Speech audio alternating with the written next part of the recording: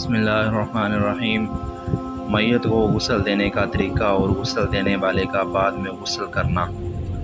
میت کو غسل دینے کا طریقہ کیا ہے؟ میت کو غسل دینے کے لیے سب سے پہلے کسی تخت یا بڑے تختے کا انتظام کر لیں۔ اس کو اگر بتی یا عود لبان وغیرہ سے 3 دفعہ یا 5 دفعہ یا 7 دفعہ چاروں طرف دھونی دے کر میت کو اس پر لٹا دیں اور کوئی موٹا کپڑا ناف سے لے کر زانوں تک بڑھا دیں۔ میت کے بدن سے کپڑے اتار لیں، بائیں طور کہ میت کا ستر بھی نہ کھلا اور کپڑا اتنا باریک نہ ہو کہ گیلا ہونے کے بعد ستر نظر آئے۔ پھر میت کو استنجا کرائیں، لیکن اس کی رانوں اور شرمگاہ کو ہاتھ نہ لگائیں اور نہ اس پر نگاہ ڈالیں، بلکہ اپنے ہاتھ میں کوئی موٹا کپڑا لپیٹ لیں اور میت پر جو کپڑا پڑا ہے اس کے اندر ہاتھ ڈال کر استنجا کرائیں۔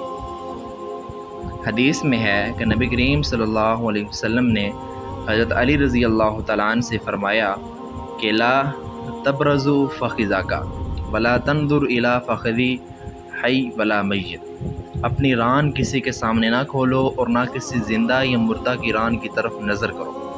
نیز حدیث میں ہے کہ حضرت نبی کریم صلی اللہ علیہ وسلم کے وصال کے بعد جب حضرت علی رضی اللہ عنہ نے آپ کو غسل دیا تو آپ ہاتھوں پر کپڑا لپیٹ لیا تھا۔ پھر میت کو وضو کرائیں جیسے نماز کے لیے وضو کیا جاتا ہے۔ رسول اللہ صلی اللہ علیہ وسلم کی صاحبزادی حضرت زینب رضی اللہ تعالیٰ عنہ کا انتقال ہوا تو حضرت ام عطیہ رضی اللہ تعالیٰ عنہ اور ان کے ساتھ کچھ خواتین نے غسل دیا۔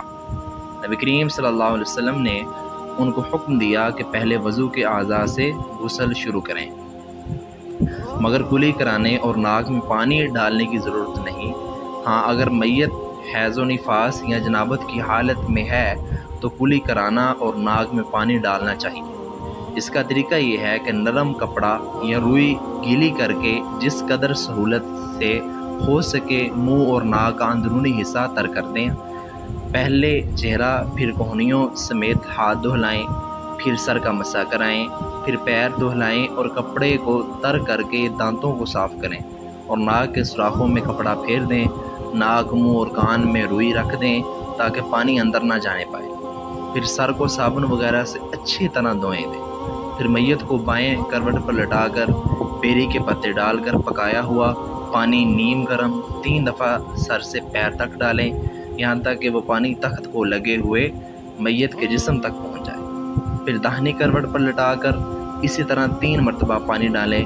پھر میت کو کوئی شخص اپنے بدن سے ٹیک لگا کر بٹھائے اور پیٹ کو آہستہ آہستہ ملے اور دبائے۔ اگر نجاست نکلے تو اس کو صاف کر دے۔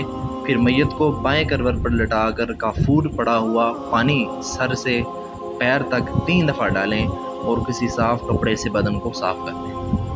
حدیث میں ہے کہ حضرت نبی علیہ السلام نے اپنی صاحبزادی حضرت رضی اللہ تعالیٰ عنہ کے انتقال پر حضرت ام عطیہ رضی اللہ تعالیٰ عنہ اور ان کے ساتھ غسل دینے والی عورتوں کو حکم دیا کہ 3 دفعہ یا 5 دفعہ یا اس سے زیادہ اس کو غسل دو اور ہو سکے تو بیری کے پتوں اور پانی سے غسل دو اور آخری دفعہ کافور بھی اس میں ڈال دو۔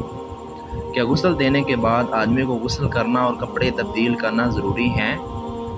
میت کو غسل دینے والے کے لیے میت کو غسل دینے کے بعد خود بھی غسل کرنا ضروری نہیں، البتہ غسل کرنا مستحب ہے، اور اسی طرح بہتر ہے کہ کپڑے بھی تبدیل کر لے۔ تاہم اگر کپڑوں میں کوئی نجاست نہ ہو تو کپڑے تبدیل کرنے کی ضرورت نہیں ہے۔ فقط واللہ اعلم بالصواب۔